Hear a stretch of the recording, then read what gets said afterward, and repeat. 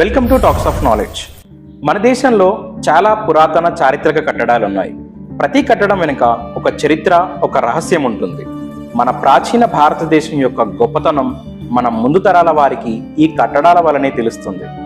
ఇతర దేశస్థులు వారు చేసినటువంటి దండయాత్ర రూపంలో మన దేశాన్ని ఆక్రమించుకున్నటువంటి సమయంలో మన మహోన్నత ఆలయాలెన్నింటినో ధ్వంసం చేశారు. అలా ధ్వంసం అయినటువంటి ఓ అద్భుత ఆలయమే కోనార్క్ సూర్య దేవాలయం. ఈ ఆలయంలో ఒకప్పుడు సూర్య భగవానుడి విగ్రహం ఎలాంటి ఆధారం లేకుండా గాల్లో తేలియాడేది. కానీ ఒక కథనం ప్రకారం మన దేశానికి రావడానికి ట్రై చేస్తున్నటువంటి పోర్చుగీస్ దేశస్థులు వారి నౌకలు ఆలయానికి దగ్గరగా ఉన్నటువంటి సముద్ర తీరంలో వెళ్తున్నప్పుడు వారి నౌకల్లోని దిక్సూచి ముళ్ళు ఎటూ తిరగక స్థిరంగా ఉండిపోయి వారి నౌకలను ముందుకు వెళ్ళనీయకుండా చూస్తుండటంతో ఇలా జరగడానికి కారణం ఆ సూర్యదేవుడి విగ్రహమని అని వారు తెలుసుకొని ఆ ఆలయాన్ని ధ్వంసం చేసి విగ్రహాన్ని తొలగించి వాళ్ళ నౌకల మార్గాన్ని క్లియర్ చేసుకున్నారు. సూర్యుడు ఆరోగ్య ప్రదాతగా భావించి మనం పూజలు చేస్తుంటాం. వేరే ఇతర దేవతలను విగ్రహాల రూపంలో, చిత్రపటాల రూపంలో మనం పూజిస్తుంటాం.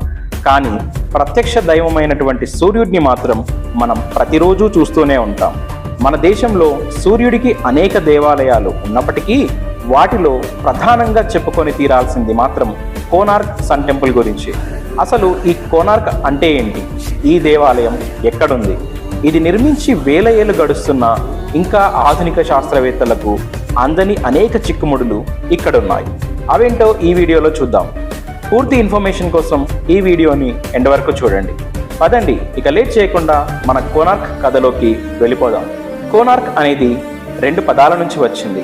కోన అంటే మూల అని అర్థం, ఆర్క్ అంటే సూర్యుడు అని అర్థం. ఈ 2 పదాలను కలిపి కోనార్క్ అనే పేరొచ్చింది. మన దేశంలో ఒడిశా రాష్ట్రంలోని పూరి జిల్లాలో ఈ ఆలయం ఉంది. సూర్య భగవానుడికి అంకితం చేయబడ్డ ఈ ఆలయం యొక్క అద్భుతమైన ఆర్కిటెక్చర్ కారణంగా ఈ ఆలయం యునెస్కో వారసత్వ ప్రదేశంలో స్థానం సంపాదించుకుంది. సముద్రానికి దగ్గరగా ఈ ఆలయాన్ని ఒక పెద్ద రథం ఆకారంలో నిర్మించారు.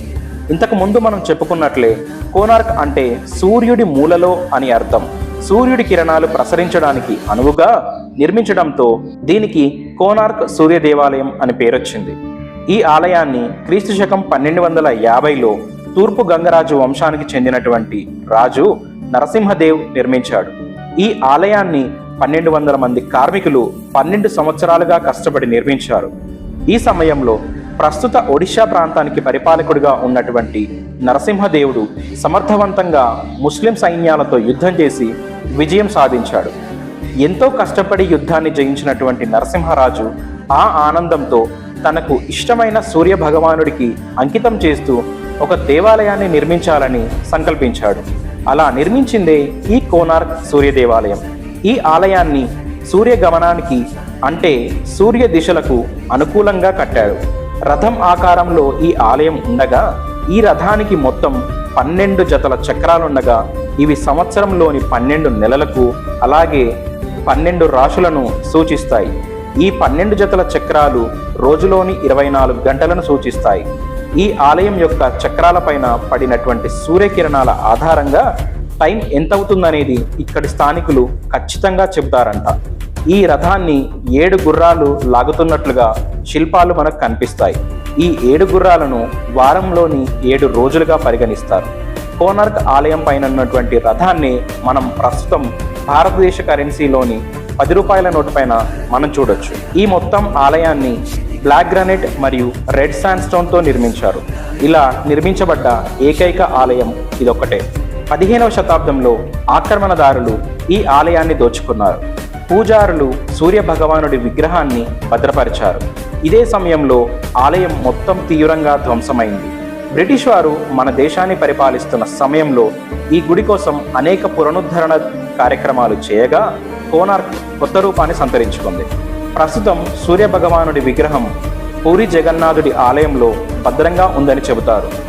ఈ ఆలయం పైన ప్రధాన ద్వారం దగ్గర ఒక సింహం, ఏనుగు విగ్రహాలుంటాయి.